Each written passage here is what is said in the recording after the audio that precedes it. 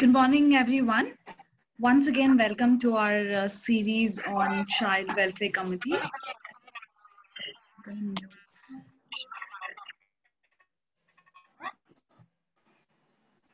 morning. On behalf of Red Rob, we've been hosting different series on issues of trafficking, where we are deep diving into this issue, understanding how and what could be done to eradicate and to free India from slavery. That's our vision and that's our tagline as well. Today we have a panel of experts that are going to share on Child Welfare Committee, how we can ensure that child welfare committees are functioning at its best, and also in tandem with rehabilitation. Sorry, I had a network issue. So today on Child Welfare Committee, to open our discussion, we have Brindadar Rao, member of Telangana State Commission for Protection of Child Rights. He's done his MSc in Psychology, PG Diploma and Guidance and Counseling, and is also an advocate by profession. He's been working against trafficking for bonded labor and rescued 980 Chenchu tribal labor cases filed in court of law for rescue, back wages, and Interstate Migrant Workmen's Act. Through courts, rescued bonded labor. He's a resource person for prosecution, police, labor, revenue department in Telangana state. He's been working extensively since I think a couple of decades on this issue, and is also an advocate of child rights and human-friendly environment. Without a further ado, I would like to invite Brindadar Rao to introduce and take forward the session. We also welcome our other speakers, BVS Kumar and Ashika Shetty and Gerald. All of them are from different parts of India. We've picked up from southern part of India. So we will hear more from them. Over to you, sir.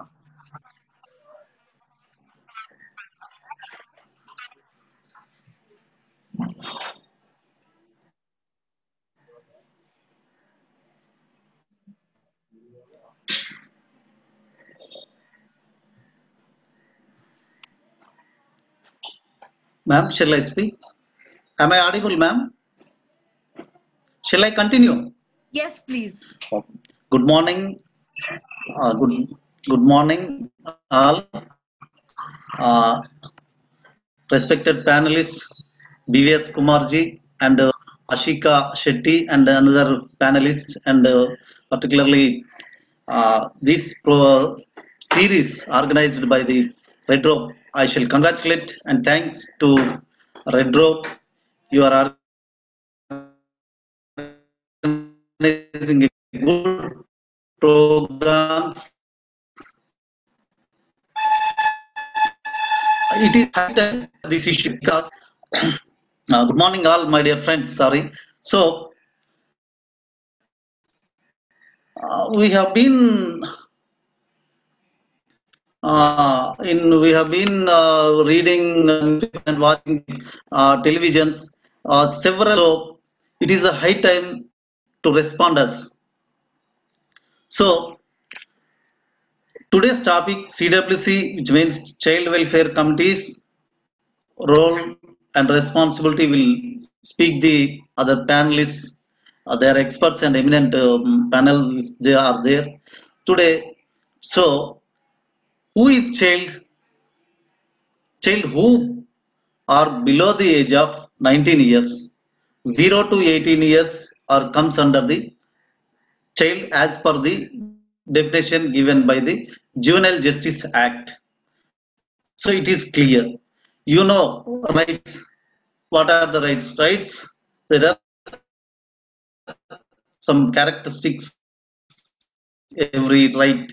So right is, it is equality and enforceability. In child, we can divide into 4 category of rights. That is right to survival, right to development, right to protection, right to participation. These four category of Justice Act. So, in Juvenile Justice Act, we have two type of children. It deals with the two type of children. You know very well. One is child need care and protection. So, child conflict with law comes under the Juvenile Justice Board.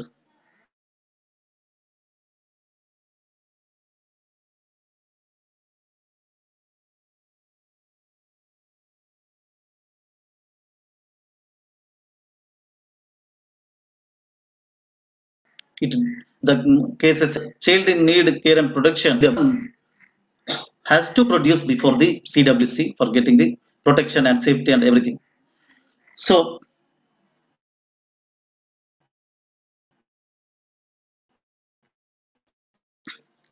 there is a some cases immediately they report the to the CWC. It is enough. The elders are there.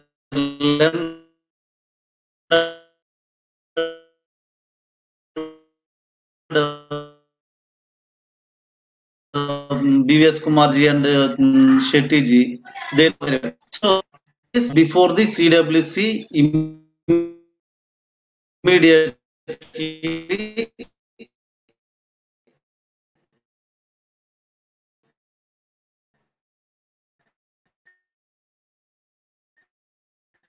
within the 20 hours of child within 24 hours before the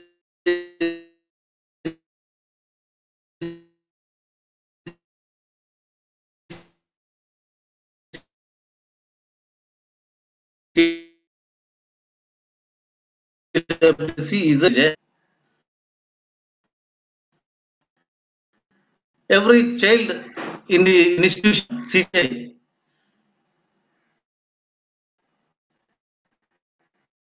as per we visited the 130 CCIs our teams 5 teams are there we found most of the CCIs non-registered unregistered and children also not produced in any CWC neither CWC nor any authority. CWC is the only authority to send the children into the homes. Though, moreover, when we approach, when we went for visit inspection, they are claiming that some of the child home institution management, we are not come under this Juvenile Justice Act because it is not a CCI. Though we have the children, though we are providing the shelter and protection, but we are not come under this act. So this is one they want to escape all this burden and providing all you know very well. They have to produce CCI has to produce the provide the basic amenities, food, shelter, clothes, education. Not only that, everything as according to the form 41. So it is and they are accountable to the CWC and other DCPU and other authorities. So they have to answer. They have to provide the. They have to maintain the CC cameras also. They have to maintain the watchman. If it is a girl's home, they have to maintain the women watchman. So these are the rules and guidelines imposed by the Supreme Court and the JJ Act. So this is the situation, but lack of knowledge and lack of priority, they are not following these guidelines. Just I want to say one thing. We know very well. We have the Right to Education Act. So, Right to Education Act implementing, we know very well how it is implementing. At least each and every educational institution is registered. But the CCIs, The child care institutions, most of the child care institutions not yet registered. So if they are not registered, how the government control over them, how the DCPO control over them, how DCPO come to know about the institutions, how CWC control over the inspect the homes. Just our children are staying in an educational institution, just it is a 5 to 6 hours, whereas the CCI, they are staying there only in the institution only 24 hours into entire their life up to the 18 years. So we are not giving that much importance to the CCIs, which we are speaking out in educational institutions. We are asking the playground, everything. It is compulsory, but it is more priority than the RTA Act. JJ Act is more priority than the RTA Act. Though it is also very essential, but our children, we know very well. We have the experience in Andhra Pradesh. I think it is a West Godavari district. One wife died. Wife met with accident and died. Her husband, out of love and affection, he also decided to die. So they blessed one child, 3 years daughter is there. He killed the daughter and he committed suicide. Why? Because tomorrow her daughter has no security in the society. No institution is there to protect her. No institution is there to develop her. He has no hope on the institutions and government and society. So he killed her and he committed suicide. One more example I want to tell you here.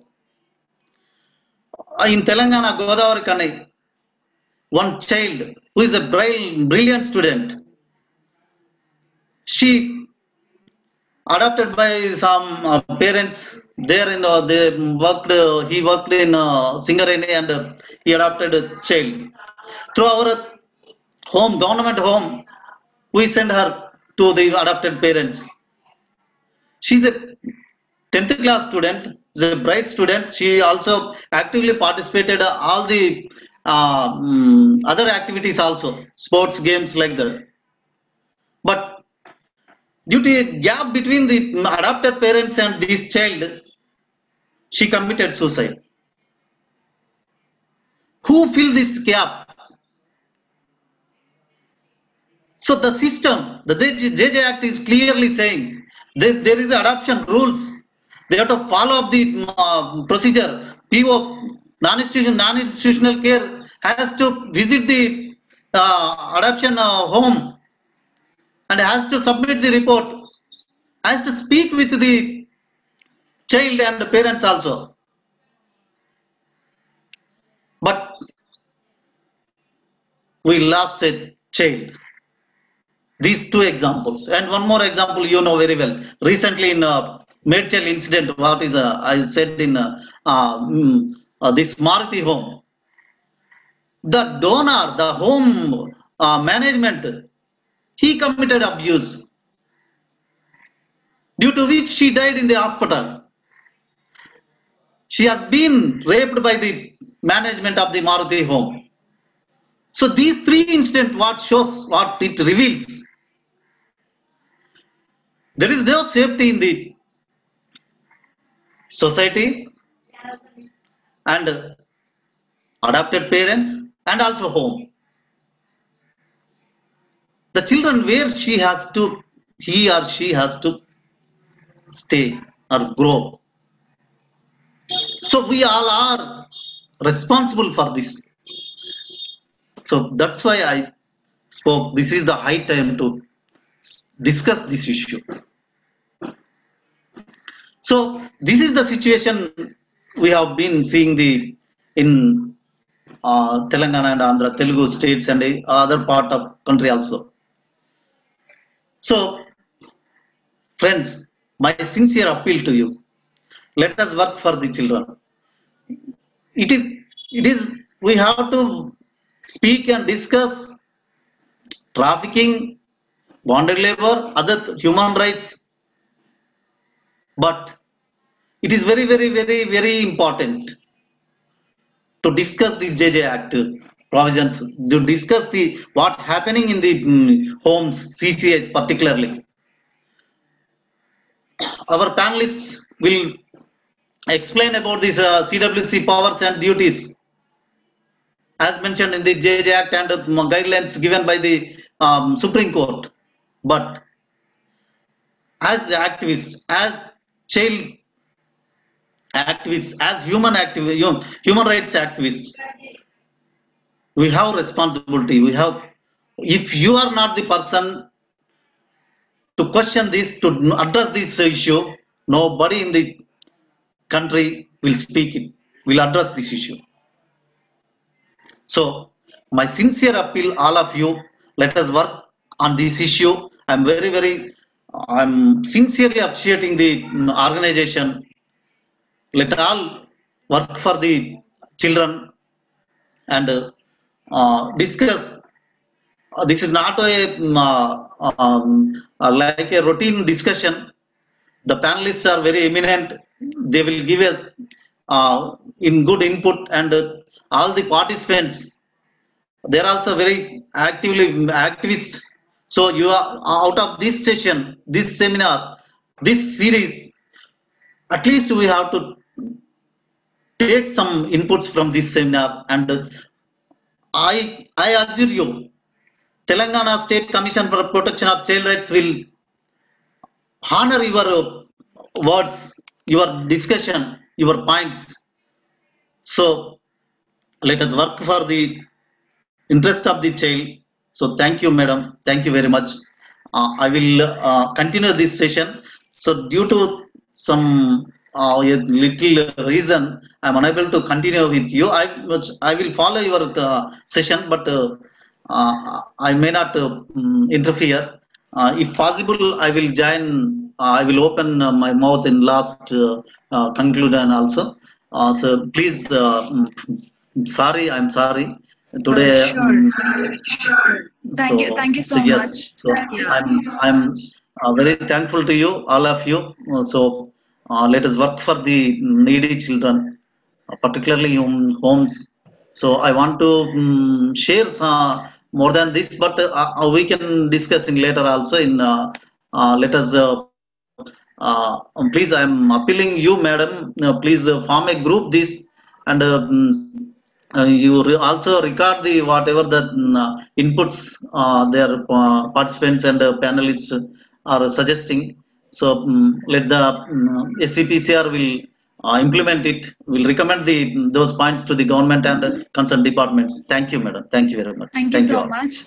Thank you for taking time in spite of your personal commitments and challenging all of us that children are the most important part of our society and they need to be protected. Thank you so much for opening up our session with this challenge.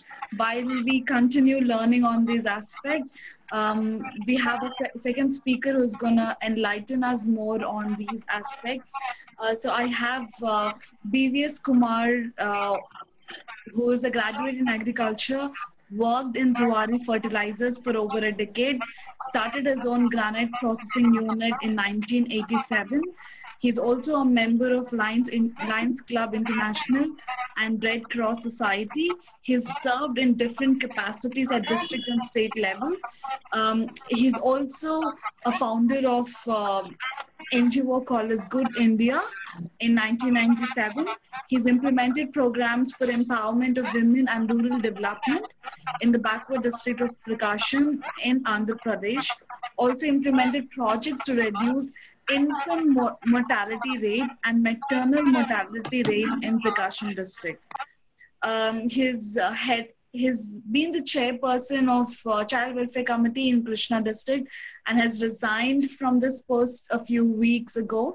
But we are sure that his expertise on this on this issue is going to enlighten all of us. He's published books on nutrition and childcare for rural women and legal rights of women, and got it released in Raj Bhavan by the governor.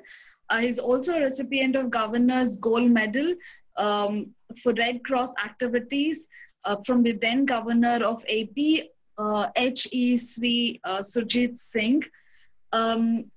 Now he's sparing us time in protecting the child rights and talking about the child issues, and also working extensively in promoting Good India. So thank you, sir, for joining our session and for accepting to facilitate us. Thank you so much, and over to you. Thank you, Mrs. Chrysolite. So I'm very happy, and I should be very thankful for your kind words of introduction. So good morning, everyone. Good morning, Mr. Brudandar Rao, Honorable Member of Telangana State Commission for Child Rights, Mrs. Ashika Shetty, Chairperson, CWC Bangalore, Mr. Gerald, the Chairman, CWC Palakkad. I'm really very much happy to be associated with you all in this program. And I once again wish all my NGO friends and friends from other CWCs who are working on the anti-trafficking issues in their states, in their concerned states. So it's really a very good occasion for me to speak something on this child welfare committees, and also the role of child welfare committees in at the time of rescue of the trafficked children, and what the benefits the victims have in this act. So it's really a very good opportunity for me to share my views on that. And in case anyone is having any doubt on that, or having anything to add to that, you're most welcome to add. Madam Chrysolite, can you share that PowerPoint presentation?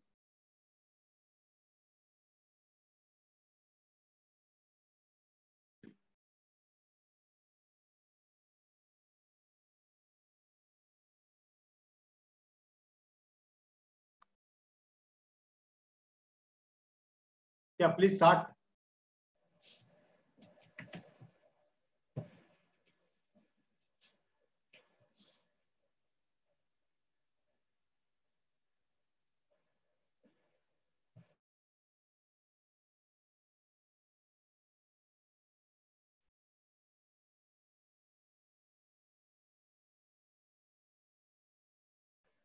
Yeah, thank you. Yeah. Yeah, thank you. This is what the in simple points I want to make out in this webinar. This role of CWC when it comes to the trafficking of children, the children that produced before the CWC. Next, ma'am. Next slide, please. Next slide.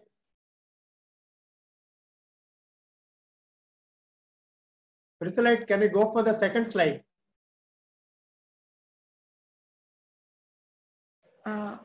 Is this not visible? I am on the second slide. Yeah, it's still that first slide is there on that screen. You can go in for the next. Okay. Is it visible now? Yeah, it's visible. Okay. Just you scroll down, it will come to the second. Okay, I think I'll reshare once again.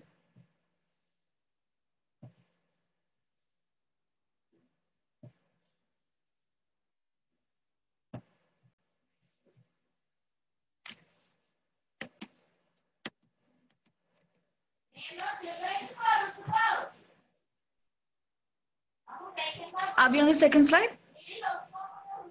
No, it has not come onto the screen. Okay. Is it visible now? Okay, you try for that. Without losing much of the time, I will go for the second slide. And once it gets through, you can just click on that. Is it okay, Chrysolite? Yeah, go ahead. Yeah, go ahead.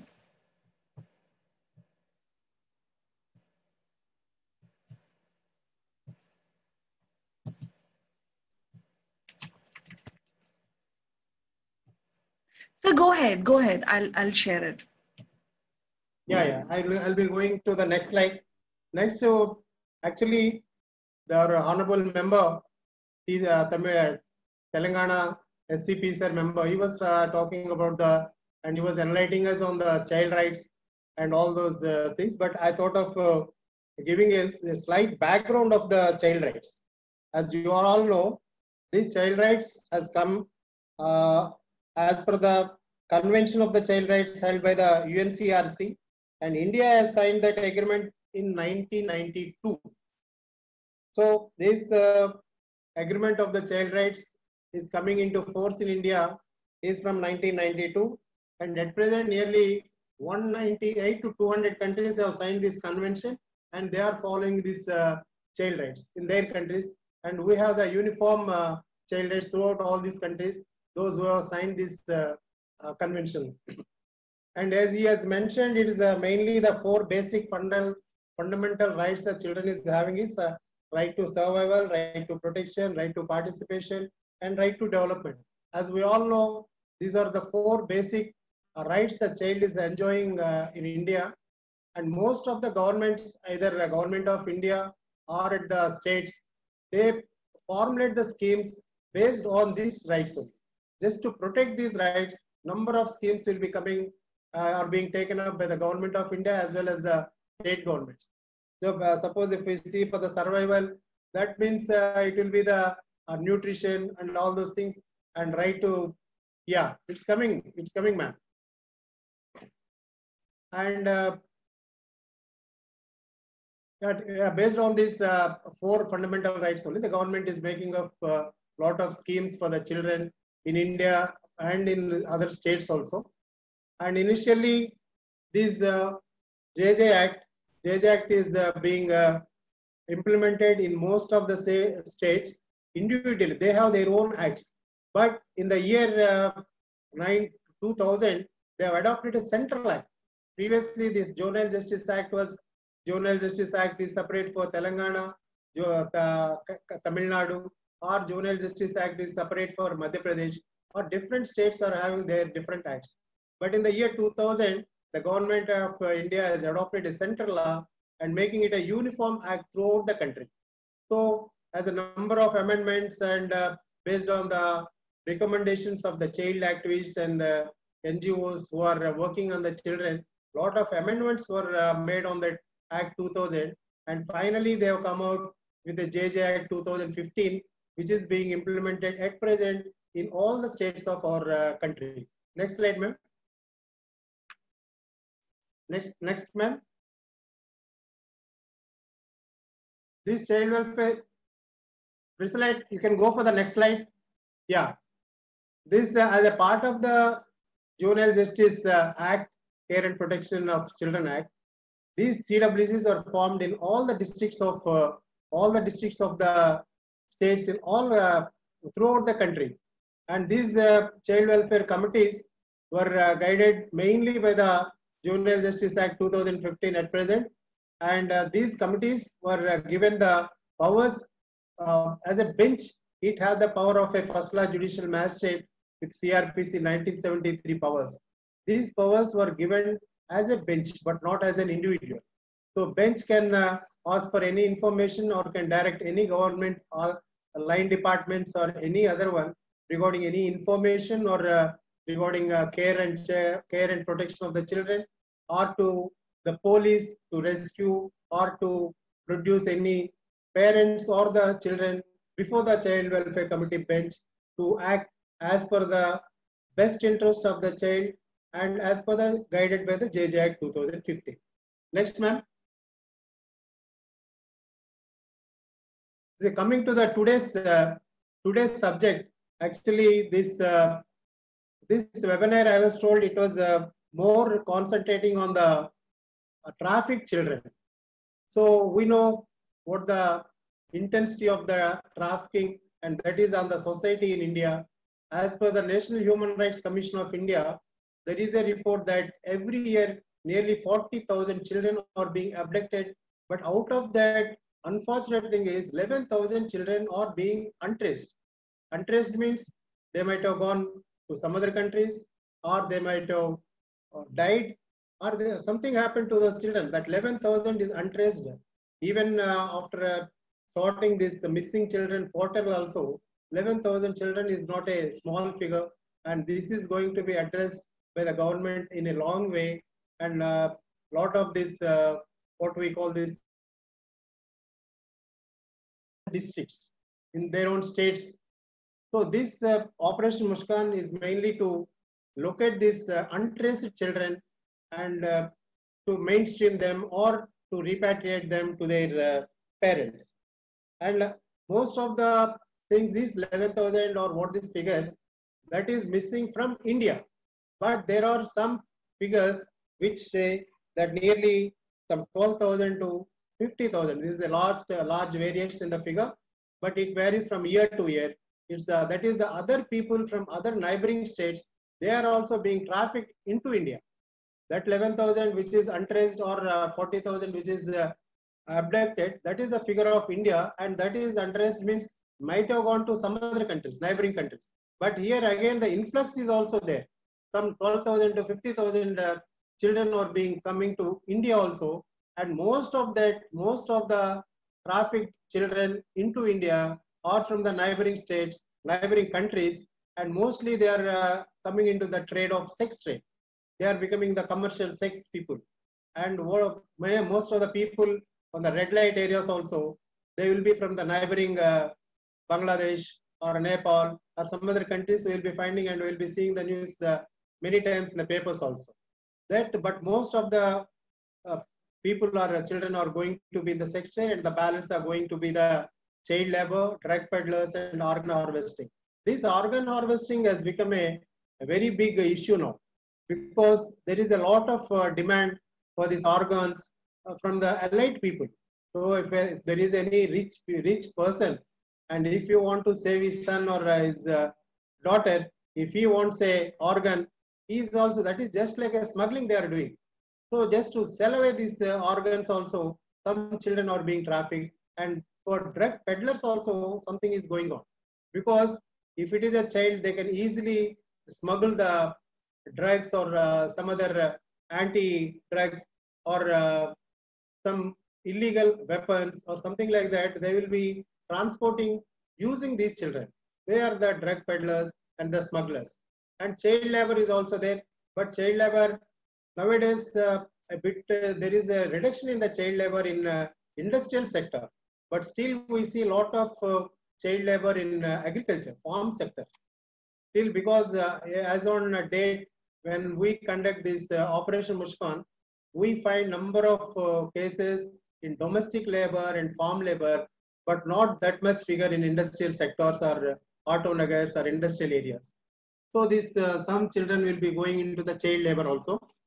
So this problem of trafficking, what are the main problems that these children face in trafficking? Or they face the physical abuse, psychological abuse, and this psychological abuse may lead to mental and health disorders also. So they go into stress, they go into depression, they go into anxiety, and they they show some symptoms of unexplained anger and irritability. When we see some children, suddenly they become very angry, they get very angry. That is also because of some health disorder, mental health disorder. And most of this, almost all the trafficked children, they are nothing but a violation of child right. That when it is a violation of child right, it is the prime duty of the child welfare committees in the districts to rescue and to rehabilitate such people, and to reintegrate also when they are from other states or other states of the India. We have to repatriate them also. And when it comes to the role of child welfare committee, most of the cases will be produced either by police or by anti-trafficking unit police or railway child line or the child line. But most of these traffic cases will be coming from the police side only. When they produce the child before the child welfare committee, as Mr. Pradhangar was telling, within 24 hours of the rescue, the child should be produced before child welfare committee. So without that, they can't place the child in any care center. So even for giving a care and protection temporarily in an open shelter, CWC order is required. So definitely, and these police or anyone who rescue the children in the trafficking, they should produce before the child welfare committee. And at the time of production of the child, we have one form 17. That form 17, whoever is producing the child before the child welfare committee, they should fill it up with all the relevant information and they should produce before the CWC. And when they produce the child before the child welfare committee, the committee will be interacting with the child just to understand under what circumstances this child has been kidnapped or trafficked, or from where he is coming, or from where he is going, which place he is going. That will be interacting with the child. And we have the counselor, a professional counselor in all child welfare committees. Mostly these graduates in psychology or MSWs will be acting as the counselor in the child welfare committee. They will be counseling, because most of the cases we see practically at the child welfare committee, the child will not be revealing the facts in the first instance. Only after a little bit of counseling and small patterning of the child, then only will come out with the facts. So this counseling is very much needed, and only when we give them counseling, we can know from where this child has come and whether their parents are aware of this. And sometimes the parents, they themselves take some advance from the traffickers and they sell these people. These people also will be going as a bonded labor also to many industries in other parts of the state. So just we create a situation where the child will be relaxed. So just to, with the words of the counselor, he will be just getting relaxed, and we'll create a confidence among the child that he is safe and he doesn't worry. And whatever the trauma he is facing or whatever the anxiety he is having, that he should get reduced with this counseling at the child welfare committees. And we'll try to locate the parents and help in repatriation. And in case the child is from some other state, we write to the police and we arrange escort from the police, and we ask them to direct the police to produce before the child welfare committee of the district where this child is native of. Suppose he is from Maharashtra or Gujarat or Bihar, from some particular district, we'll refer to the child to that child welfare committee with the police escort, and they will produce that child before the child welfare committee there, and they will give us an acknowledgement saying that they have handed it over. And the child welfare committee at that place, they will try to give some publicity for the child. Suppose if their parents are not traced, they may even go in for a paper ad, local advertisements, or through systems, they have the government systems, they can try to trace the parents and rehabilitate. With lot of things, actually, when it comes to the children trafficked for sex trade, lot of victims, girl children, especially the adolescent girls, they are being used in sex trade, and these traffickers also concentrate more on these adolescent girls when they try to traffic and sell these girls for money. So this, when a child of such type comes before the child welfare committee will first give the counseling and record a statement from that girl or a boy also. Sometimes even now we find some boys are also being pushed into the prostitution. So, but mostly now present situation, majority will be the girls, adolescent girls only, they are being pushed into the flesh trade now. So next, Chrysolite, next slide, can you go please? Next. Next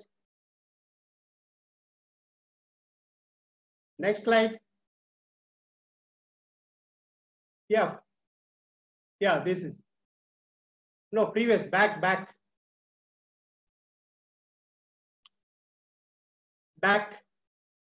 Yeah, right. This is first, we'll record the statement and we'll write to the superintendent of the government general hospital locally to have a medical checkup of the child. Next slide, please. Yeah, mental, this trauma, this medical certificate is must and it is a very important document when it goes to the court. When a child is rescued and produced before the Child Welfare Committee will first direct the CCI or the police to get that medical examination done, and also take a certificate for trauma, because this intensity of trauma depends on the mental harassment or abuse or the mental capacity of the child also. So that trauma also, intensity of trauma also, that mental health specialist in a hospital can give a certificate, and based on that, the quantum of assistance is eligible varies. Suppose a child having a more trauma will be eligible for more victim compensation fund. Suppose it's having a slight trauma, he may be eligible for a little amount. So based on that direction, first they will go for the medical report, and we will ask the district probation officer or a district child protection officer to conduct a social investigation if it is from a local state, or write to the child welfare committee of that particular state or the district to conduct a SIR also. SIR means social investigation report, where they give the background of the family or the environment or the background of their parents, whether intentionally they have sold this child, or whether this child was kidnapped or trafficked, or whether there is any missing case in any police station like that.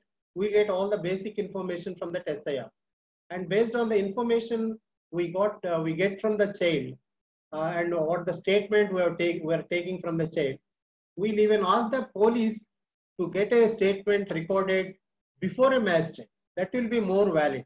164 statement can be done only before a magistrate. Though Child Welfare Committee is having the powers of a first class judicial magistrate bench, but this 164 statement can't be made before the Child Welfare Committee.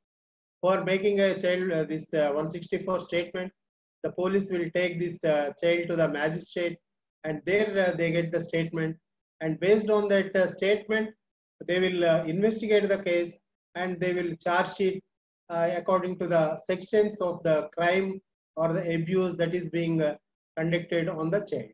Next slide, please. Yeah. Once this, as per the Act, all these cases under this POCSO or the anti-trafficking human trafficking, these will be going to the special courts, because any child case will not be going to the regular court. Now the government, very recently the government of India is supporting that any district particularly having more than 100 cases, POCSO cases, they can have a special court, and that funding will be given by the government of India. That is the encouragement the government of India is giving to establish more and more these special courts in the district. Special courts is nothing but an exclusive court where only child related cases will be taken up, and there the normal procedure or the normal appearance of a court will not be there. It will be just like a child welfare committee only. No big dresses, no police, or no big height magistrates, nothing will be there. It will be just like a child welfare committee, just to create a confidence among the child to come out with the facts, so that the victim will get the justice, and also the culprit will get the punishment. So once the police gets this charge sheet, now the child is eligible, the victim, who is the victim is eligible for compensation under compensation fund, victim compensation fund. This victim compensation fund varies from 1 lakh, 2 lakhs, even to 10 lakhs, 12 lakhs, 50 lakhs, depending on the gravity of the crime, and also the category of the child also, age of the child also. Basing on these three factors, the court will be deciding the victim compensation fund. Suppose if the child is below 18, there is a separate doubling the compensation fund. If the child is belonging to SC or ST,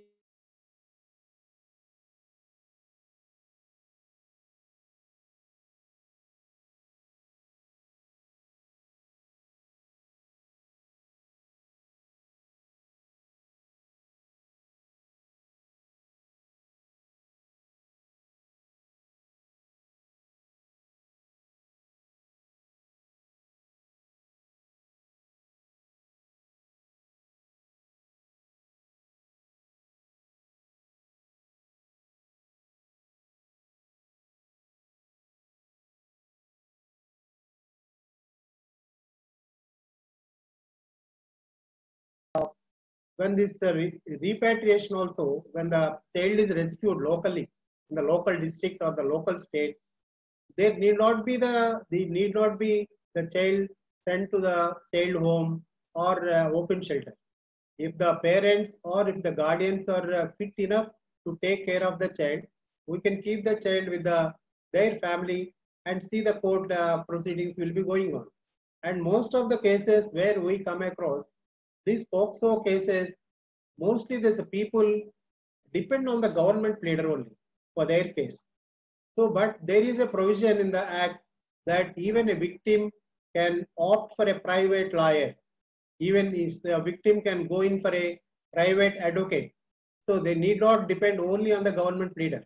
Suppose if any efficient other lawyer is there or counsel is there, the victim can take, and that can be also be reimbursed from this ICPS funds also.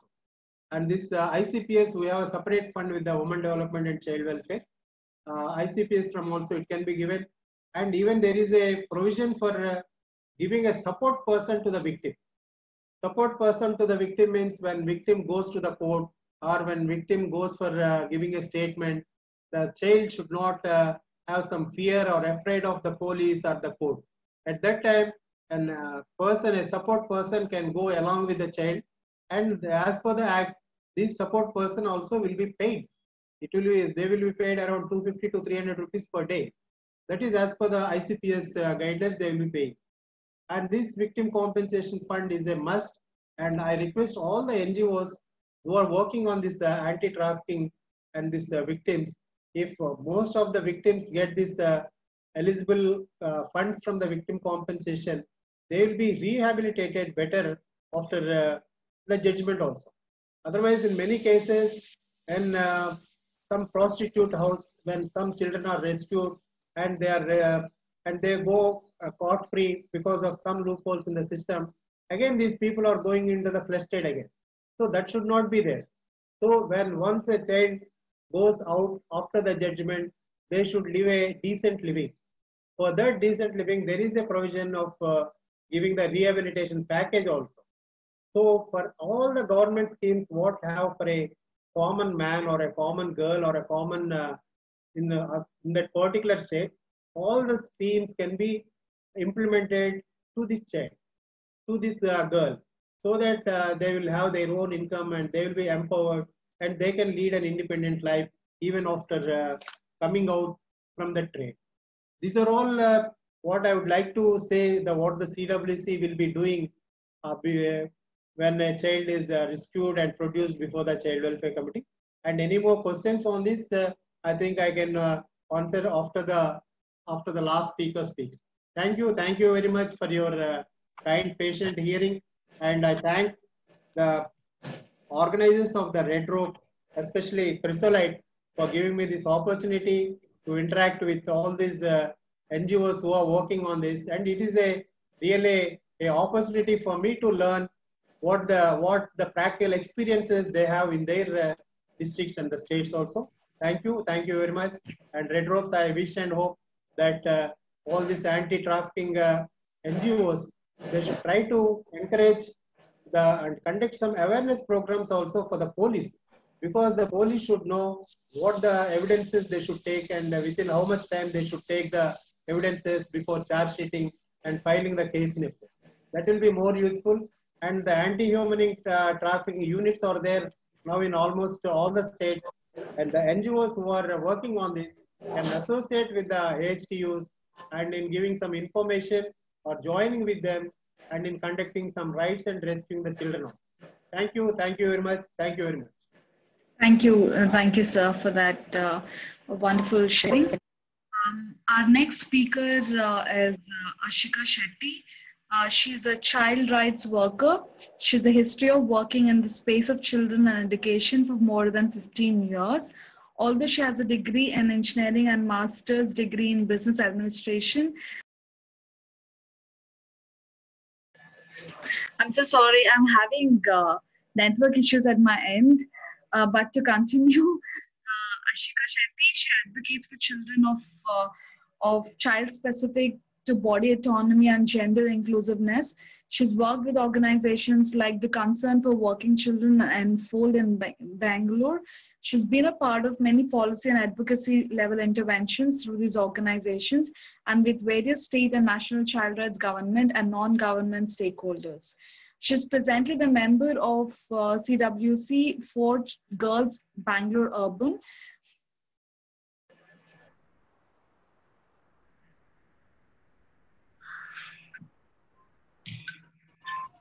Yeah, so over to you, Ashika Shetty. Thank you for that I'm sorry for the disrupted introduction, but over to you.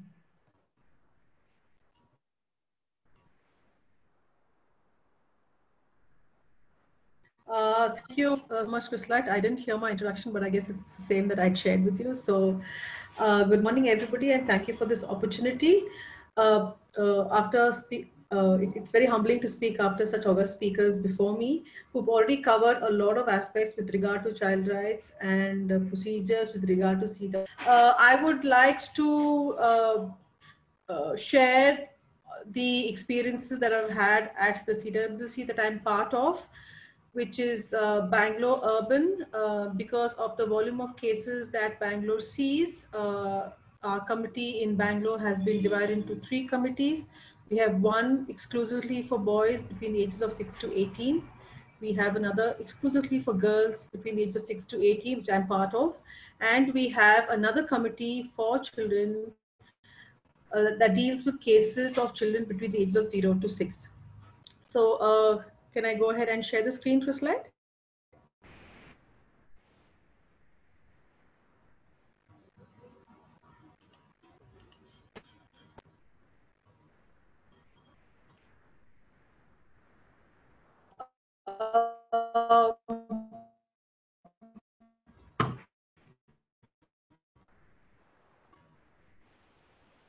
Myself, what's the bravest thing you've ever said? Asked the piglet.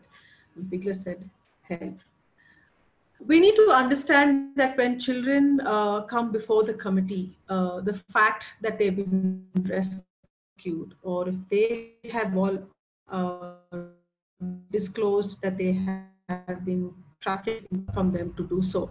And whoever is working with children, whoever is interacting with children, need to understand that the fact that they've already said that they're in trouble is a huge acknowledge that they've reached out, acknowledge that they're saying that they need help, and acknowledge the fact that there is a lot more work to do as adults who work with children. The part of deals the JJ Act we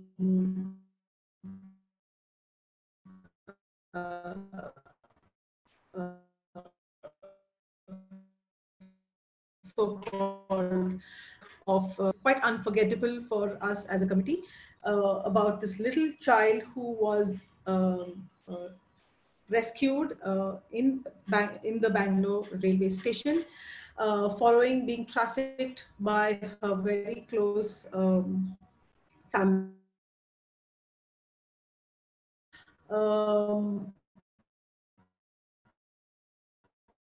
The child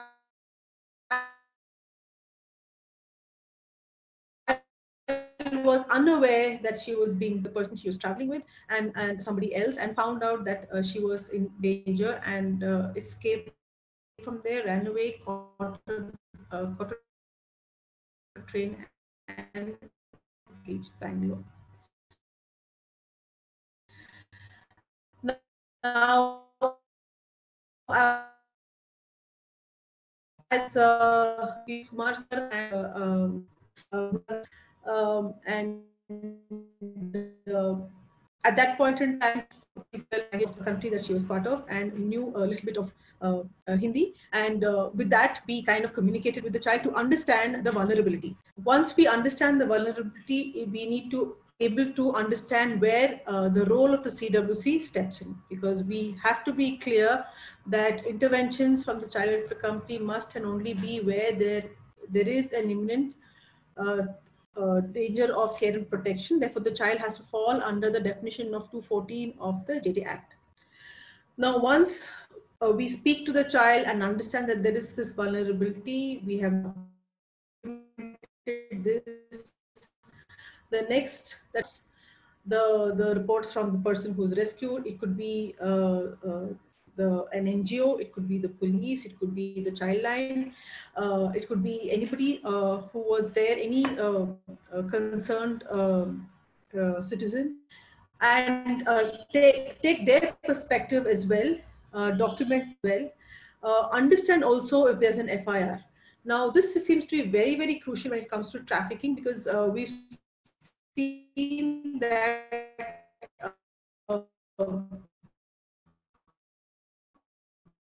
when a child is rescued by the it seems to be a huge hurdle, because also rehabilitation and compensation is very much tied to the FIR, and that is something that we see very often. There is a huge reluctance.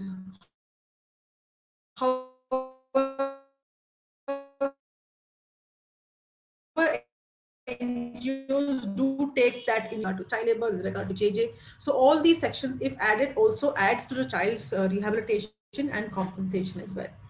Now, the next thing that we also see is how imminent is the physical, emotional, medical.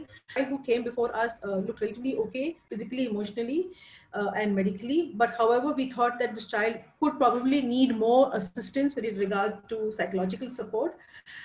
Since there was no family member at that point in time who had come forward, our next option was to place the child in a childcare institution that would be able to support the child effectively through rehabilitation. Now, that is done only and only if the child is willing. Now, a lot of times we support and care to children feel we may know and can decide for the child. Now, that is where I think we need to understand very clearly. We need to get the child's buy-in. If the child is not convinced of a particular rehabilitation plan, we must give the child time to re-look, re-introspect, and come to an institutional care, or providing support in a manner that the child is not comfortable is something that is actually against the rights of the child. So we did discuss the options. The child was first placed in government care. The child was very enthusiastic about doing something else for their rehabilitation or repatriation, because the child was from another country. She was very clear she wanted to go back at that point in time, even though she knew that somebody from her family was responsible for her trafficking. While those procedures had begun, her repatriation had begun, the child was getting a little restless. At that point in time in the government home, there was no other option for vocational training or any bridge program, only to the nearby school. So this child, another childcare institution, now that they have certain rights, and as per their rights, decisions will be taken, and this could take time, but it will be addressed, it will be respected. And that is something that the committee I'm part of is constantly striving to, and we keep reminding the children and the caregivers of the institution that they're part of. So this child went ahead, was living in this child care institution that we identified. Unfortunately, the repatriation process was taking very, very long, because there was another NGO that had gotten involved with negotiating between government spaces in that country and our country.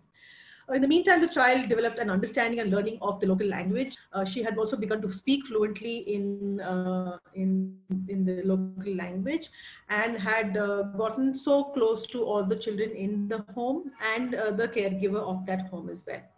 And she was constantly going in for sessions. We are very fortunate to have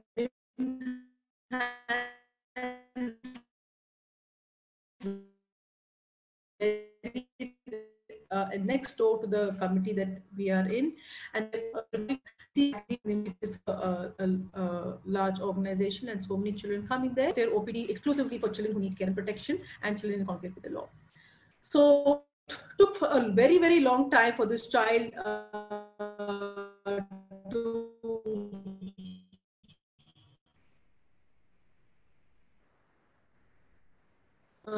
for the rehab home, and then slowly one day, when during our follow-up session, which is very also another part of WC procedure, had shared that she is rethinking about moving back. And that was a bit of a struggle for all of us, and it was a bit surprising for us, because all the while we were working towards repatriating the child. Now, although we had initiated the process, and we suddenly received a mail saying that the other government from the other country were willing, they're sending their representatives and an NGO representative to come and take the child and go. By this time, this child had decided that this may not be something that I want to do. Also, what we realized is the NGO that was connected with this child, the caretaker was connected to the child, had gotten emotionally attached to the child, and there was a very good bonding that they had, and they were also very uncomfortable, following through with the repatriation process. Now that put the entire committee in a fix, because this was not a comfortable situation, because child was reluctant, and this was not a time that we must send the child. However, our committee sat through, looked through the sections, Section 3 of the JJ Act, which is actually an understanding of the UNCRC into the Act, talks about the child's right, their voice to be heard, child participation, their right to be with the family and the social spaces that they are part of. All that was something that we understood, that while the child agreed that she wants to be back in her hometown one day, but today may not be that day. The ICP also had to be re-looked at, because the child now had changed her mind and wanted to stay back in India. And this is when all decided that we need to understand what is best for the child from the child's perspective. And many of us as adults think that we understand the best interests of child, because we have lived as children and we know the vulnerabilities, we understand consequences, and we know the opportunity to understand that our lived experiences is very, very different from the lived experiences of the children who come before us. These children actually have seen life in a very different manner, and what is acceptable to them and what is okay with them, what bond we think they should have. Therefore,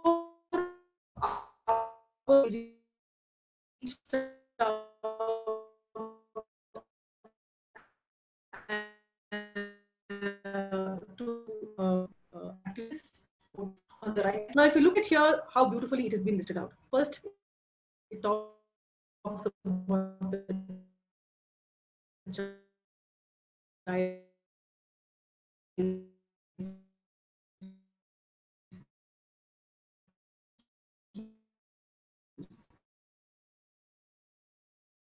While on one hand, the child says she should go back home, but she thought this no bond, this want to. Next, at the child's identity. The child needs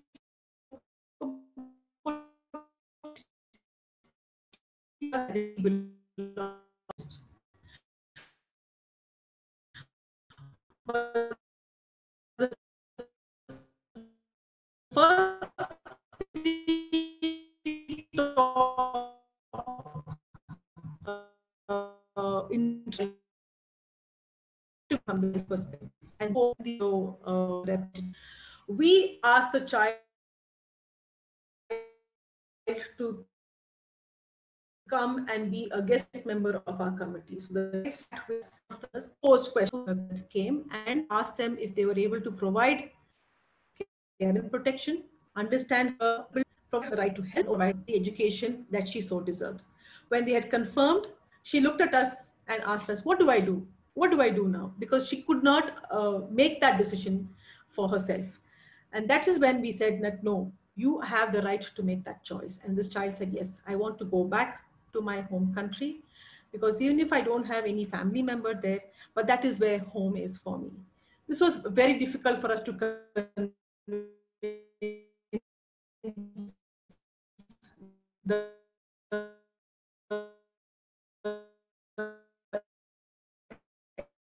NGO that she was part of. The rehabilitation is complete. Our committee received a child a month ago. We spoke to her and she is very happy. Saying whatever she's happened in part of his rights of representation. Now, we have as a committee have seen with challenges that with NGOs that have with tracking. This is what I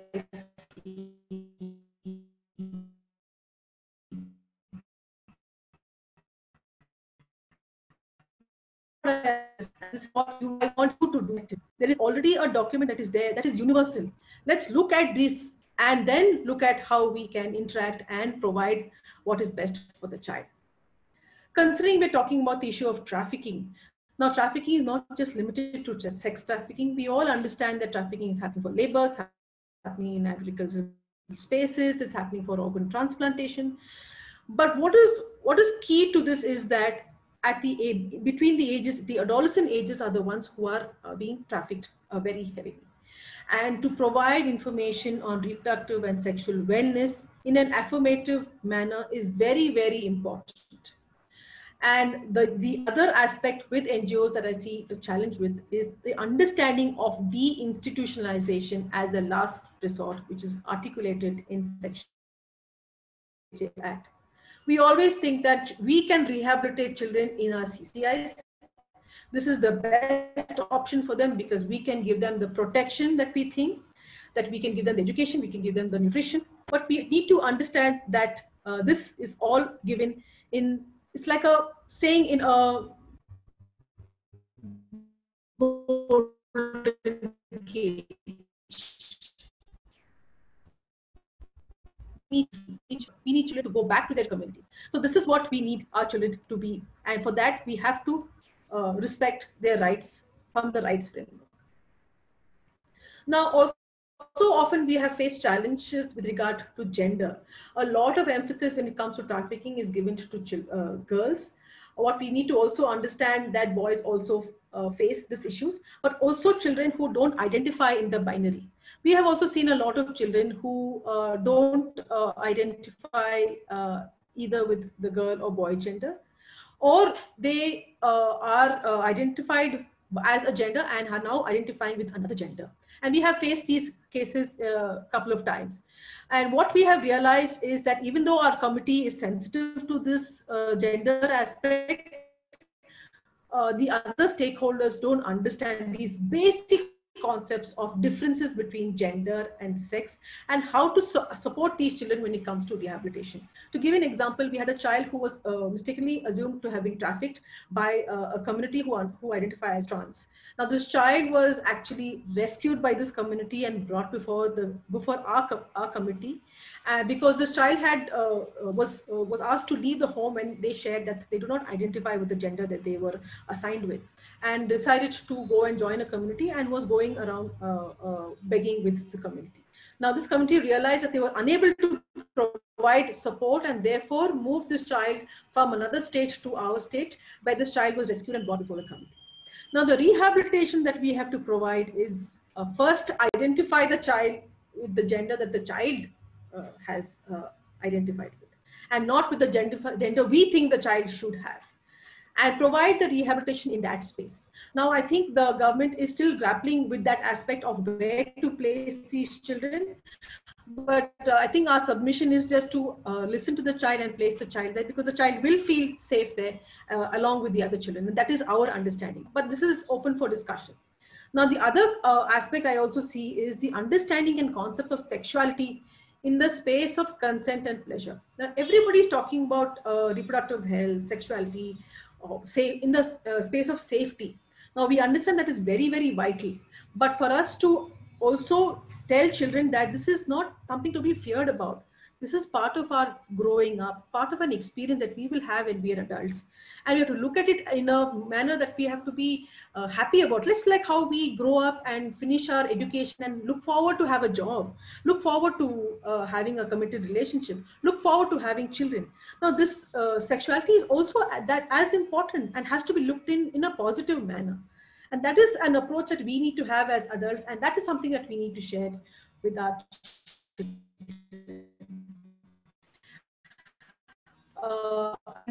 something that we all rehabilitation and reintegration of children, irrespective of what gender they ascribe to or what gender they've been assigned to. With that, I'd like to end my session here. Slide. Other questions that you? Yeah, sure. Sure. We have a next speaker, Gerald. He is currently the chairperson of CRC.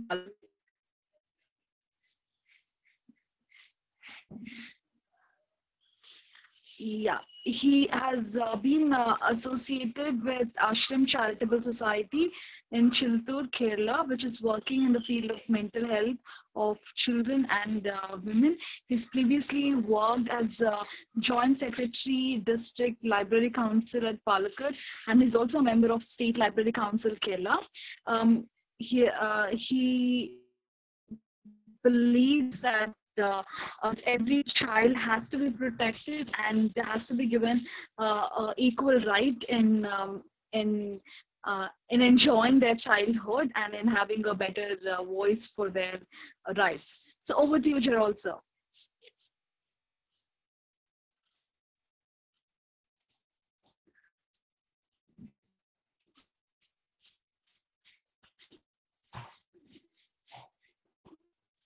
We can't hear you. I'm just trying to see.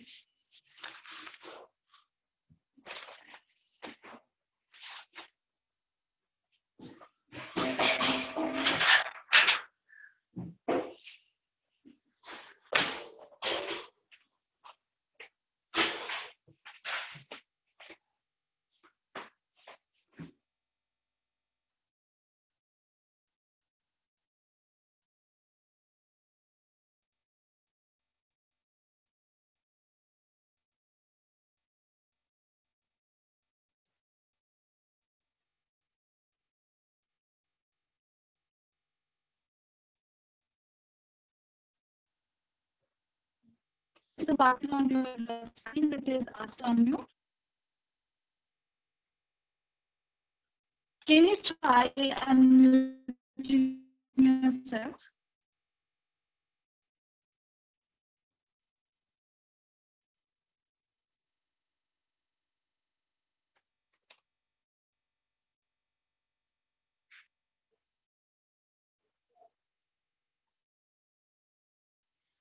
Sir, we can't hear you. Can you unmute?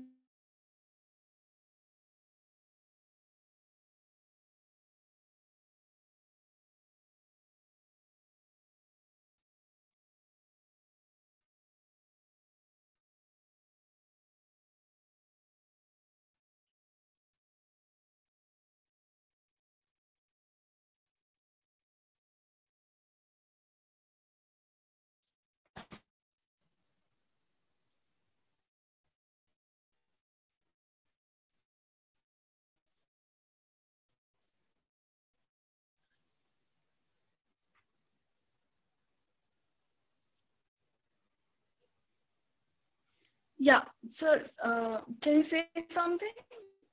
I see you have unmuted, but can you say something? The sir can't hear you.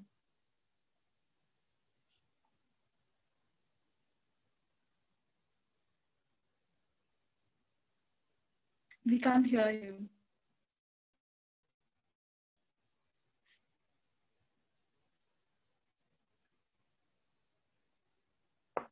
Maybe I'll have to log in using the audio.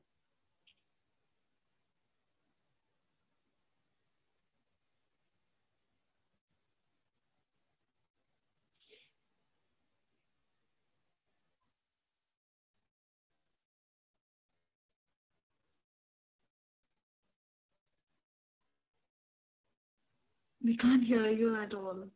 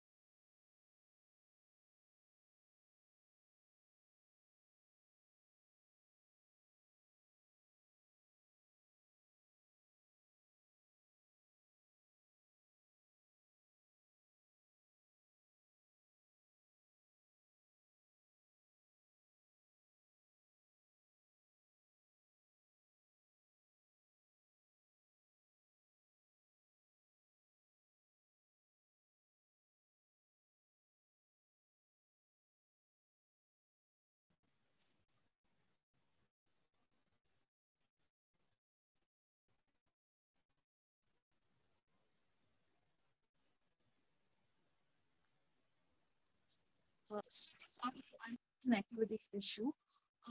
Meanwhile, I think we will go ahead and ask some of the other questions. I had one of the participants ask how is actually sent to a shelter home and what are the different kinds of shelter homes. So may I request Ashika Shetty to answer that question?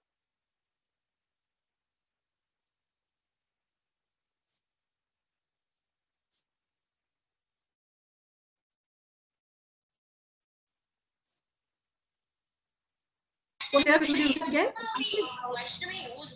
Child sent to shelter. How do we, what different kinds of shelter and how do you? Sorry, Chris. It's not at all. Can I request it would help? Yeah, thank you. Child be sent to a children shelter home, and what are the different kinds of shelter home and which shelter home it should determine to go?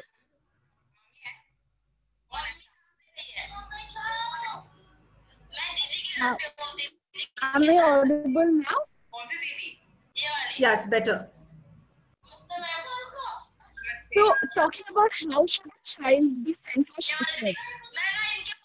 How should it be sent to a shelter home? Is that what? Yeah. I thought B.V.S. Kumarji had already answered that question in his presentation. Yeah. And he also, if you want me to reiterate, I could do that because usually what happens with the, so there are different types of homes that are available as per the JJ Act. One is the fit institution, there are fit persons and the childcare institutions, then there is the open shelters. Now, with any, sending any child to any home, one has to be the child has to be presented before the CWC. And once, as I had mentioned, once we decide what the vulnerabilities of the child, and as per what the child's view, the child is placed in a home where the child is can be safe. So I don't know, with the perspective to trafficking, if open shelter is a space that can be explored as an option. So that is what I was trying to understand. With regard to other children, if most often these open shelters are also attached to the child line that is working, and therefore they find it easier to keep these children for a short duration, before which the child is placed in another institution as part of rehabilitation or sent back home if as there is a need.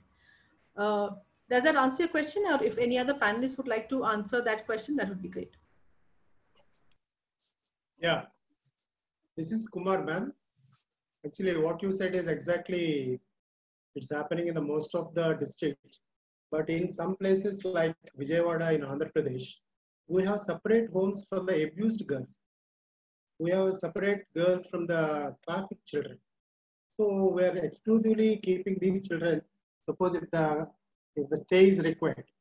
Otherwise, if the parents are found fit or their guardians are found fit, we can be giving to them with some police supervision. But suppose if any training is required or education is required or some skill development program is required for this girl, we have a separate homes where we have all these facilities.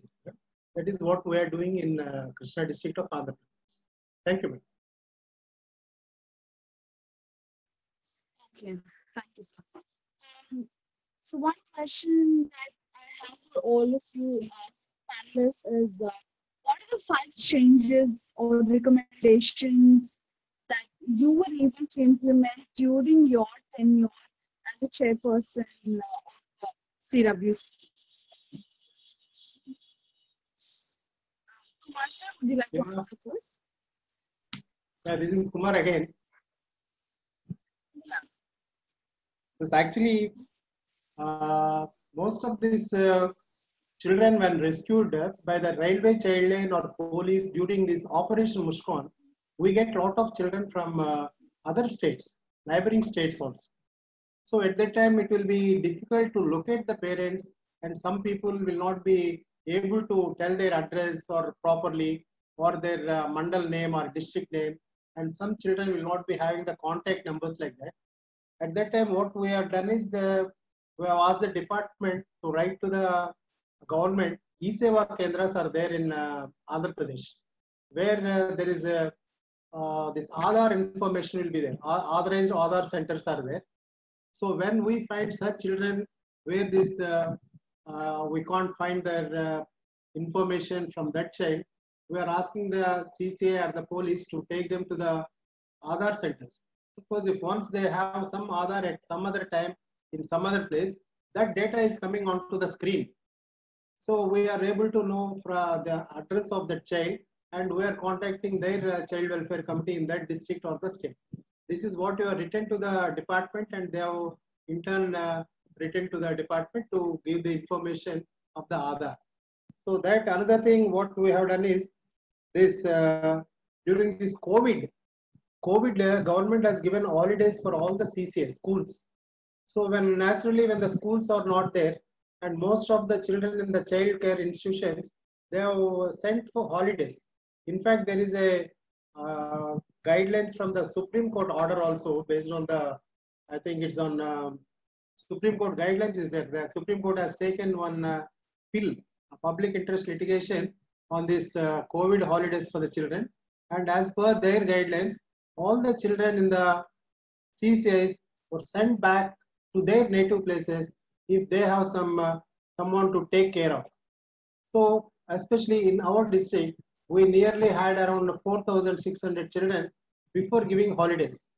But once after declaring holidays, we are surprised to see 3,600 children have gone to their places. So that means all these 3,600 people are having someone to take care. The exact orphans who there are in the child care institution after these people have gone, it's around only some 600 children. So we have written to the department asking them to conduct one survey on all these children, the 600 children, and whether there is any possibility of keeping these children for adoption. So once if suppose a process is done for adoption, these children also will get a permanent families, because it's very clear that these 600 children, they don't have anyone to take them for holidays. So that also department has done, and we could conduct some every district through district child protection unit. They have gone around these places where the children are there, and they have taken the information, and nearly some 100 to 120 children who could be located. Because again, some more information has to be got whether they have anyone or some process which is required to giving a LFA. LFA means fit for legal adoption. So when once we are going to give that certificate, we need some more papers, and once we get that papers, we can put the children into the Kara website. So some may get some chance of getting adopted by some parents, and they will be getting the family permanent. These two are the major this thing we could get from the department on the recommendations of the Child Welfare Committee. Thank you, ma'am. Thank you.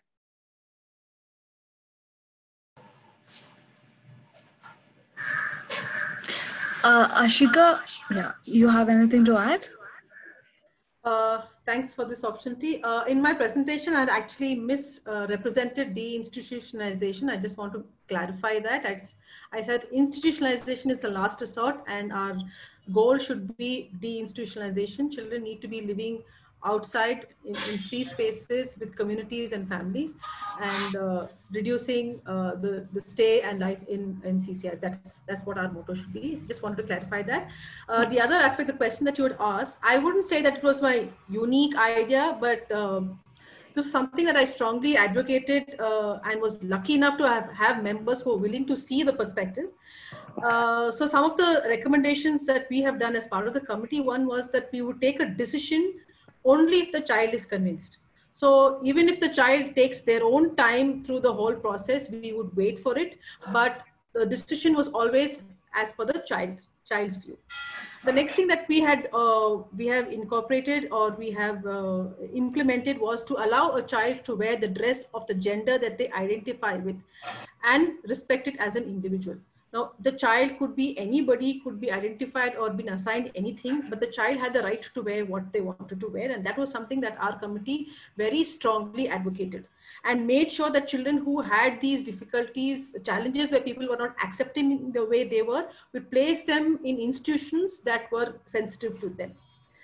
The other thing is that we always had conversations around reproductive health and sexual health with all the children who have self-admitted that they have had a sexual experience. So we would have these conversations in the committee itself, talking about safety measures and health and contraception and various other issues around sexuality. We would very openly have conversations with these children to give them that awareness.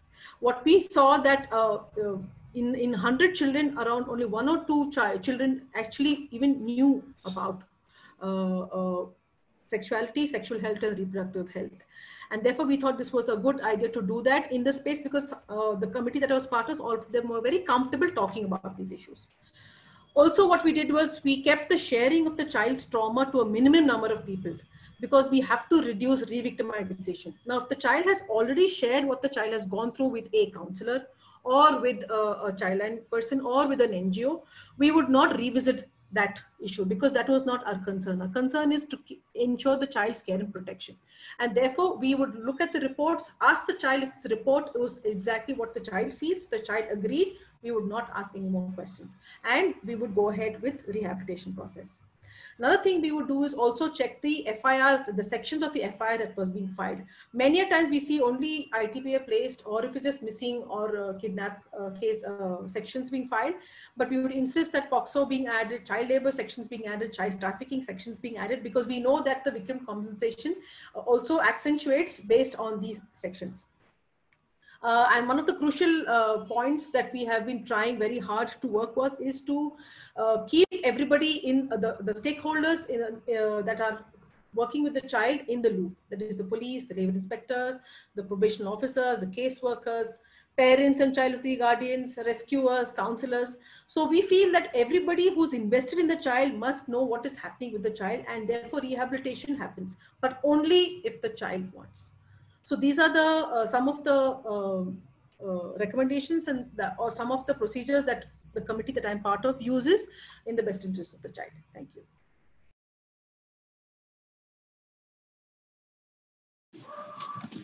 Okay, and the second question is, now we have most of our participants are working either on child rights or on anti-human trafficking initiatives. So what are your expectations as a committee from these organizations or from rehabilitation homes or from child rights organizations?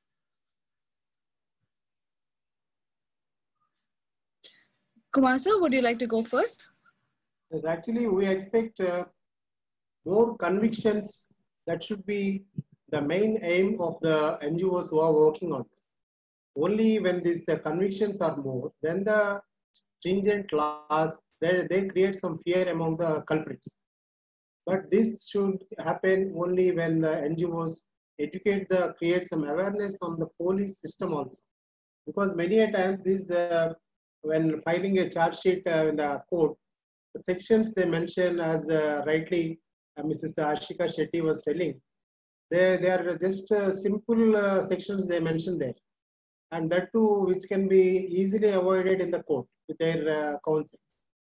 So that training or creating awareness to the police should be taken up by the NGOs who are working on this child trafficking and anti-human trafficking units, because this is the most important thing. When there are stringent laws and lot of amendments are being done, but what is the use when implementation is not going to be so stringent? So implementation of all these stringent acts will only create panic among the culprits only if they are properly guided. And suppose this medical examination is there is time limit for that. So within that time, they should get that medical report tested. The child should be get tested from the medical officer, and all these things should be educated. So these suppose this type of awareness can be created by the NGOs to the local police wherever they are working in that particular district.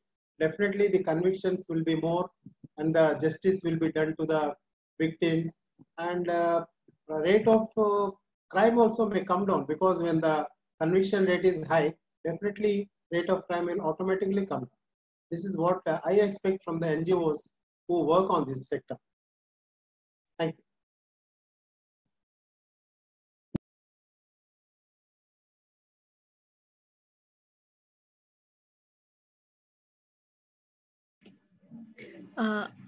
Ashika ji, what would be your expectations?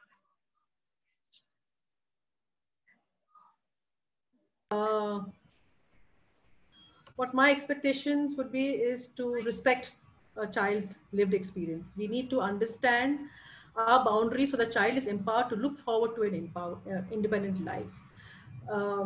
Very often we have our own perceptions with regard, especially when it comes to sex trafficking and even child labor as well. We would like, we impose our value systems on these children, and that is something that we need to be very, very mindful of. And I see a lot of NGOs doing that, especially when it comes to rehabilitation, reintegration. We need to understand that and respect the child's need for a rehabilitation process that does not match what we think the child deserves. Often we feel that the child will be happier or better off if it's in the CCI, or we feel our CCI is doing such a fabulous job. I don't think this child will be doing better anywhere else, or with the child is settled here. But we need to understand this is not a permanent solution. We need to look at how these children can get back and live a normal life like all other children, and that needs to be our primary focus. Yeah. And just like each and every organization is doing a fabulous job in trying to support these children, but we need to understand there are so many organizations across the country and the world who care for the children. So I feel NGOs need to build network so that you get the satisfaction that, yes, if the child is being repatriated as per JJ Act and going to a different state, the child is safe there and the child's rehabilitation is taken care of. So that you can close the loop, you can be in touch with the child even then by ensuring that the rehabilitation process happens as per the child's rights. Then as sir also said that the FIR being filed, we need to be very mindful. Organizations also need to keep this in mind, that there are other sections, other acts that also come into play. POCSO comes into play, the JJ 1680 comes into play. There are so many other acts that come into play here. Also, the compensation aspect which sir pointed out, I would also like to reiterate. But my final submission would be is that a child is not defined by their experience, all their experience, that experience. It could be vulnerability, it could be physical harm, it could be sexual harm or a sexual experience, but that does not define a child. So this exclusive treatment with regard to care at times extended to creating safe homes specifically for trafficked children, I don't know how much of that will help with healing and rehabilitation, because you're isolating these children, making them feel that they are very different. They are not as per all other children. And that is something that many child rights activists will find it very difficult to understand. So when we can talk about victim protection, and it may work for adults, but with regard to children, it's a little different. And we can't keep children in isolated locations or segregated locations based on one experience in their life. They need to understand that whatever their experiences, they are children and they have the access to whatever all children have access to. And that is my recommendation for NGOs. Thank you. Sure, thank you. And the other question is, you know, Child Welfare Committee is existing only because we have a lot of child issues, only because you know, we create a hostile environment for the child to grow, and whatever lack of parenting or for some misdeeds, the environment that they're in, somehow the child is either abandoned, harassed, exploited, or in conflict with law. Now, if all of this has to reduce, and if a child welfare committee's role has to become redundant or has to be reduced, what is how can we progress, or what are the changes that we should have to ensure that child welfare committee's role is kind of minimized, and you know, a safe environment or a child friendly environment is imbibed around us? So what do you think, you know, we should incultivate?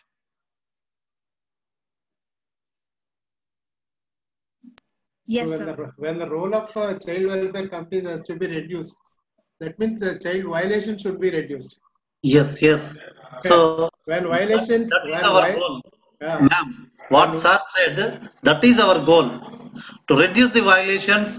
All the systems, all the NGOs, whenever they not open their mouth for the rights of the vulnerable people, that is our goal. So we are very happy. At that situation, we want. It is our expectation. If it comes true, we will be very happy. We are the first persons to very happy. So, a good question you asked, ma'am. Thank you.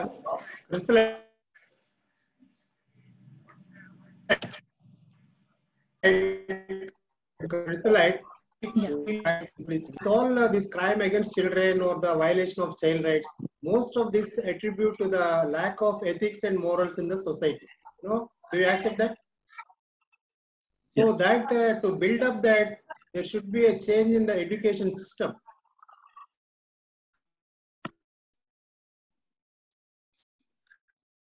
So when we would submit and but whereas now any sense is that only mathematics and physics and chemistry are only the concentration on the marks, but not on the character building.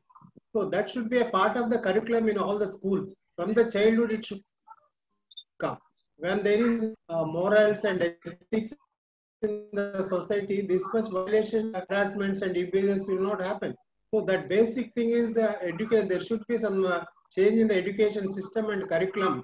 I feel that that's one of the major thing that can bring some change in the attitudes of the people. Yeah, sure. Ashika, do you have anything to add? As adults, I think everybody, not just people in the space of child rights or working with children, every adult needs to understand that children are citizens of today. They have rights as per today, not tomorrow, not when they are after 18. And every right of theirs has to be respected.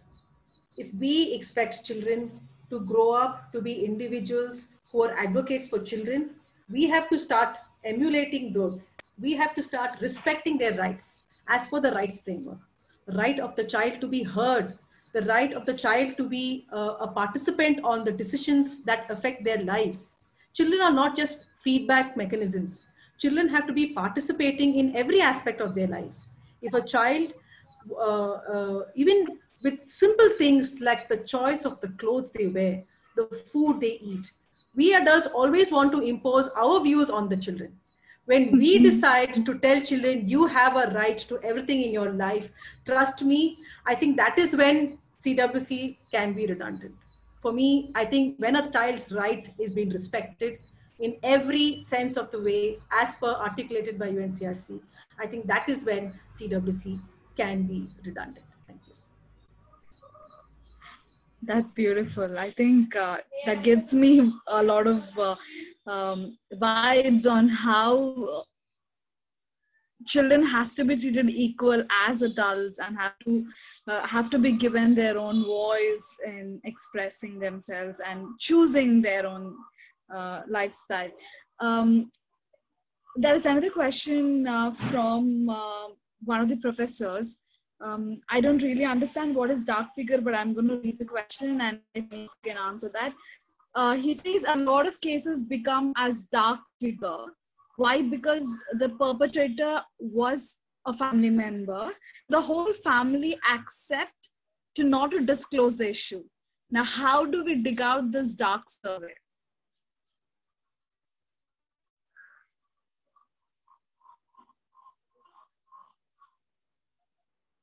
Respond to that. He says dark surveys by not filing. So he says when a child is abused or harassed or exploited by their own family member, but then the family accepts to keep it secret and keep it confidential by not filing the case, how do we actually encourage family members or the child to go ahead and register the case is what he's asking. So let's try and understand the context in which these things happen. Culturally in India, we believe that children have to listen to adults. That's the form of obedience is equal to respect is what we culturally believe in. And the whole concept of sexual sanity, I say cleanliness is what we endorse so much culturally, also is a huge barrier when it comes to reporting. We always feel that, if a child or somebody in our home has suffered sexually, it is not something we talk about openly. If I ask anybody in this group, let's talk about a very pleasurable sexual experience we've had, I don't think many of us are open to doing that. If we can't talk about something that is making us happy, can we talk about something that's making us so vulnerable and so traumatic? And then let's now move that same situation to children. We first don't talk about our body with children. Children don't have names for their genitals. Till very later on, they find it from somebody else. They find it through slang. They think that these parts are dirty. So when we have all these ideologies in our mind, how are we going to break this? We're only going to break this if we understand that this is natural, this is normal. And when we have to engage with people in a sexual manner, it has to come from a space of consent and pleasure. If we talk about these things, we tell children it should be a happy experience for you, pleasurable experience for you, and you should have said yes. If all this is not happening, even a touch on the hand is not okay. We don't have to go very further. So when we inculcate these kind of systems in our home, only then we'll be able to talk about it outside. If I'm not able to talk about my body in an open space, how can I talk about my child's body in an open space? So the culture needs to change. It's not about how will we file the FIR. It's not as simple as just going and filing an FIR. It is very traumatic for a family to go through it and to understand that it's your own family member. Just imagine the trust issue that is so hard. And if you see the NCRB data, 92% of people who commit crimes against children are known to children. So it's not a stranger danger that we need to be endorsing. It is people, our homes are the most unsafe place actually. So that needs to be looked. So our jobs as adults is a lot more than just providing food, clothing, and shelter. Yeah, thank you. Yeah, right. Ma'am, I would like to add one thing. Actually, I would like to add one thing on this. Here, the question asked is, the child is abused, but the parents or the relatives are not interested in giving a complaint. Is it? Then that comes only when we create some awareness to the children. That's already being done. That already being done in schools, and the child line is also taking a lot of interest in conducting some trainings on good touch, bad touch, and POCSO Act, child rights like that in the schools. And another thing in Andhra Pradesh, we have another scheme, what we call as Kishora Vikasam. Kishora Vikasam means in the schools and colleges, especially in the high school level and junior colleges, the government will be selecting some adolescent girls. They will be training all these girls, and in turn, these girls will be sent to some schools in the interior villages or the rural areas. So where they teach the children there on the good and bad and the POCSO and the awareness on this, so that they should become confident to give a complaint. So suppose even if a child is not in a position to directly complain, if they can give a complaint to the teacher or the school or some group in the school, that can be given as taken as a complaint. And what the POCSO Act says is, suppose if anyone who knows that crime has been done and who is not going to report, that is punishment. That is punishment. So we should create an awareness among the children that any crime they need not fear, and they should complain. Have that only that proper source should be given to them, whether it is the school, a teacher or someone else. If the parents are not interested, the school teacher may be interested, or some friends may be interested. So we should not leave such people. Because if anything happens there, the children should. That is what we call the shatter the silence. Suppose as long as the silence is going on, so someone should shatter that silence. Justice will turn to that, and time also will become reduced. That's my feeling. With Kumar ji, but I also the shattering and adults not. We have responsibility that we have on children's very meek and small shoulders. So reporting is not as simple as creating awareness for children. It's we adults who have to take that responsibility. It is our responsibility, not the child's responsibility to report. So that is my. No, ma'am, I'm not telling that child can complain to the teacher. Suppose if they have that cordial relations and that friendly atmosphere, the child will speak to the teacher. Teacher in attendance, the teacher can initiate a complaint. That's my feeling. A child need not go directly to the police station and complain.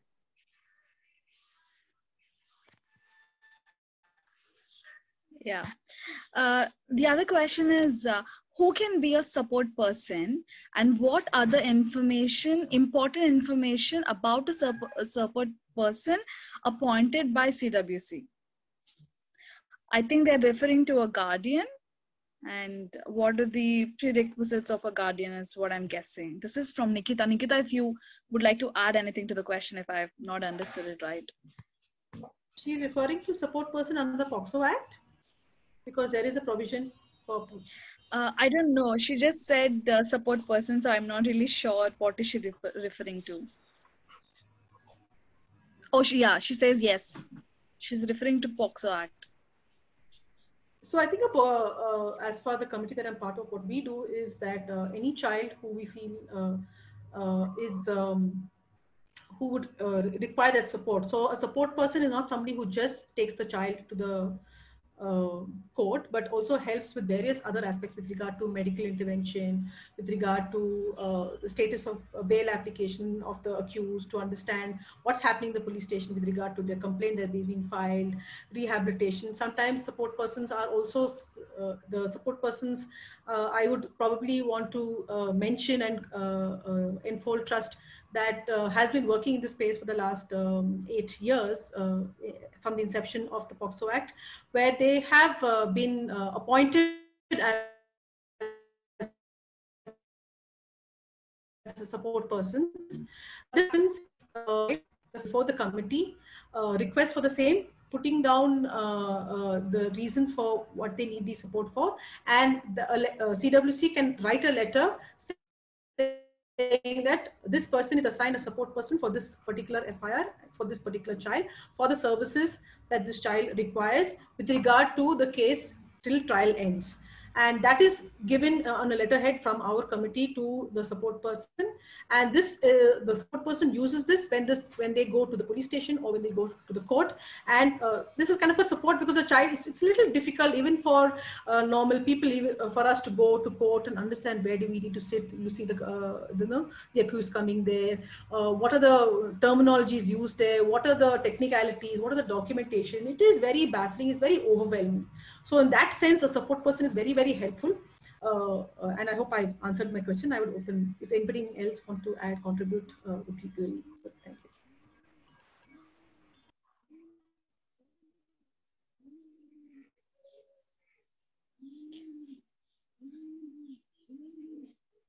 Okay.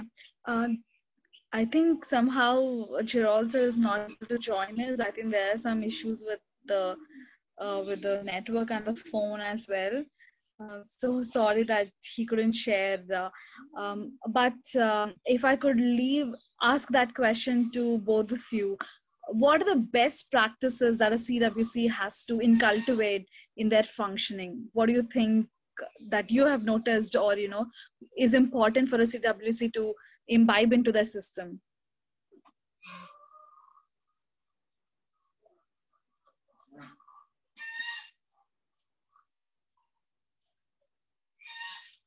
Kumar sir?